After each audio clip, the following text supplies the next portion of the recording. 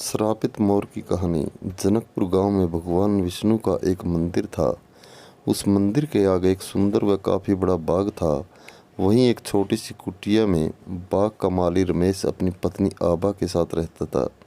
रमेश सारा दिन बाग की देखभाल करता, पेड़ों को पानी देता था। आभा घर का काम करती थी। घर का काम समाप्त होने के बाद वह अपनी कुटिया में तो कभी मंदिर में जाकर भगवान विष्णु के भजन गाया करती थी। एक दिन वह अपनी कुटिया के बाहर एक पेड़ के नीचे बैठी भजन गा रही थी। तभी उसे एक मोर दिखाई दिया।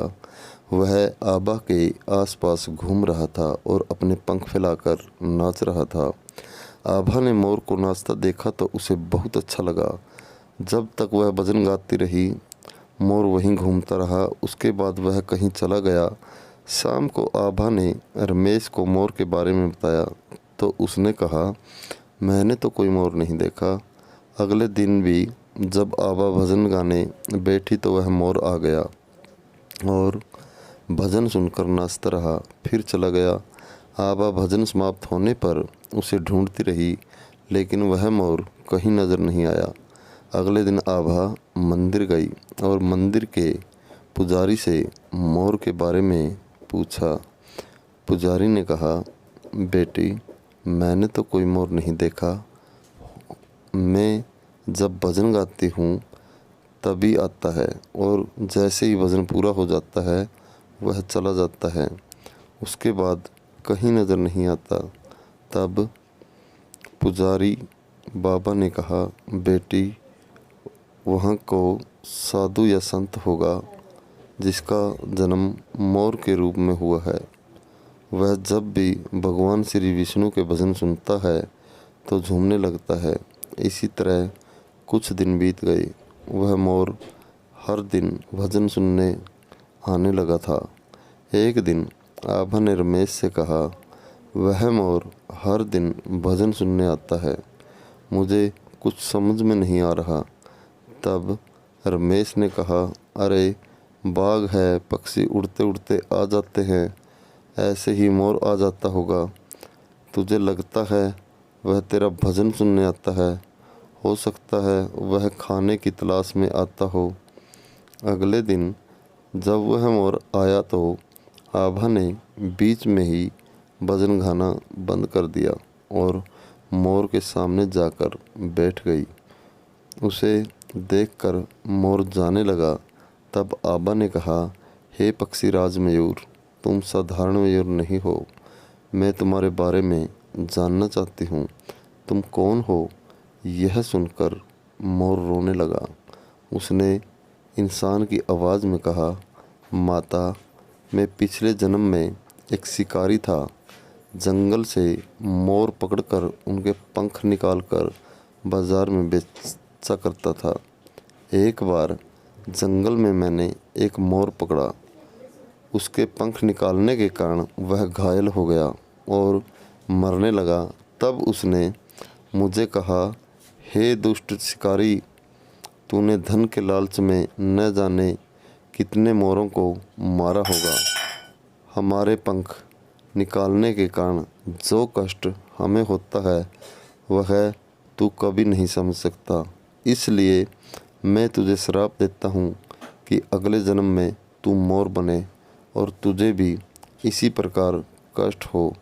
यह कहकर वह रोने लगा।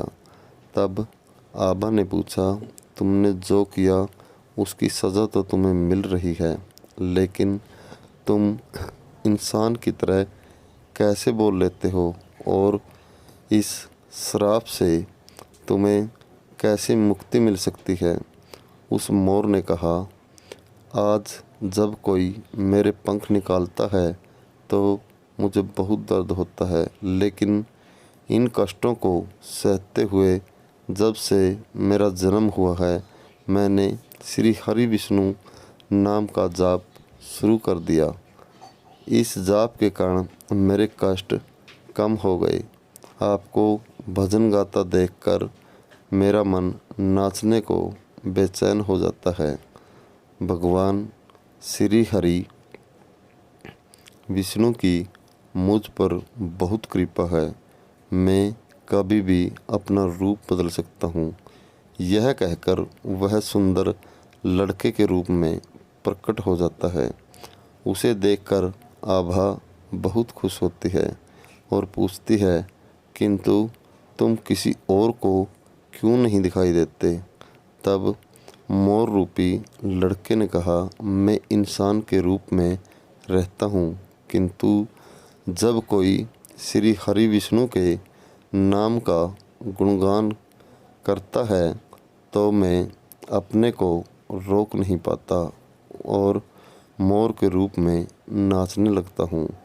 आभा ने आगे पूछा, तुम्हें इस श्राप से कैसे मुक्ति मिल सकती है? क्या मैं तुम्हारी कोई मदद कर सकती हूँ? तब मोर ने कहा, माता, यह बहुत कठिन है। यदि आप अपने पति के साथ 1 सप्ताह तक बिना अन्न जल ग्रहण किए यज्ञ का अनुष्ठान करें और मुझे पुत्र के रूप में पाने की कामना करें तो भगवान विष्णु की कृपा से मुझे मोर के जन्म से मुक्ति मिल जाएगी और मैं आपको पुत्र के रूप में प्राप्त हो जाऊंगा।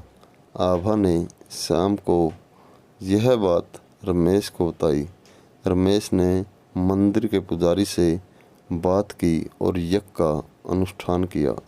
7 दिन लगातार यज्ञ चलता रहा। 7वें दिन यज्ञ की अंतिम आहुति के साथ मोर ने अपने प्राण त्याग दिए और 9 महीने बाद आभा के गर्भ से एक तेजस्वी बालक के रूप में जन्म लिया। भगवान विष्णु की कृपा से हर प्राणी को कष्टों से मुक्ति मिल जाती है। दोस्तों, ऐसी ही कहानी सुनने के लिए हमारे चैनल को सब्सक्राइब करें और बेल आइकन को प्रेस कर लें ताकि आगे आने वाले वीडियो का नोटिफिकेशन आपको मिलता रहे। और दोस्तों, कहानी आपको कैसी लगी कमेंट करके ज़रूर बताएं और लाइक करके शेयर करना न भूलें। हम आगे भी आपके लिए ऐसी ही मनोरंजक कहानियाँ लेकर आते रहेंगे। तब तक के लिए धन्यवाद।